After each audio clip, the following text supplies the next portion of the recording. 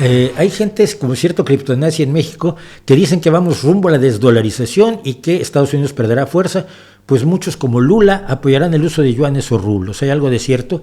Te recomiendo, si puedes leer, el New York Times, creo que puedes leer algunas cosas. Busca Paul Krugman y dólar. Paul Krugman es premio Nobel de Economía, ¿eh? Creo que es un poquito más que el criptonazi que creo que estás hablando. Primero dice que es muy difícil que desaparezca la preeminencia del dólar, pero segundo explica cómo si desapareciera no pasa nada. No pasa absolutamente nada. Y antes de que el rublo tenga alguna presencia real en la economía mundial, lo tiene el euro. Lo que pasa es que a tu criptonazi se le suele olvidar Europa, a todo el mundo se le suele olvidar Europa porque conviene que se olvide. Vamos a lo multipolar, en vez de Estados Unidos, la Unión es Rusia y Estados Unidos. Oh, ya son dos polos. Hoy estás olvidando de China. Bueno, y China.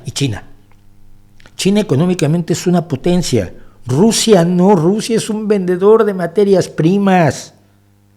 Rusia vende materias primas, es un país del tercer mundo, es como Centroamérica en 1970. Vende gas, vende petróleo, vende metales.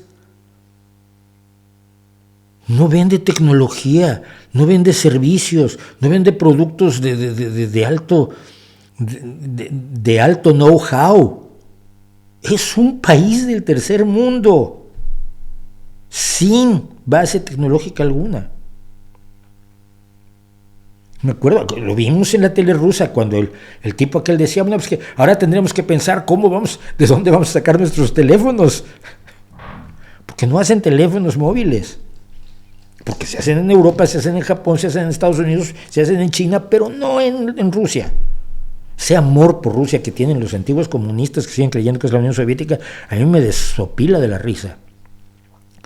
China es una potencia junto a Estados Unidos, y la tercera potencia es Europa.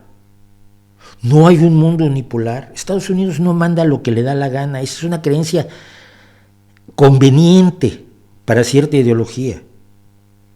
Europa tiene sus intereses y los países europeos tienen cada uno sus intereses, y luego vemos esas broncas en el propio Parlamento Europeo y en el Consejo sobre todo.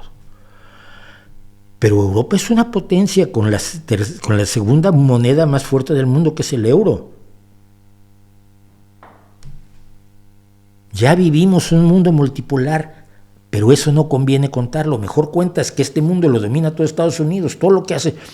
Cada vez que alguien estornuda es porque el virus salió de Estados Unidos, y la opción a la hegemonía estadounidense es Rusia, y nos olvidamos de China, que ya es una potencia. Económicamente es potentísima. Y además que su interés es el dominio económico, no el dominio político ni social. Y se nos olvida Europa, que si ves la producción económica, la importancia económica de Europa, y la pones junto a Rusia, es poner a Mike Tyson a pelear con un niño de 12 años malnutrido. Por favor.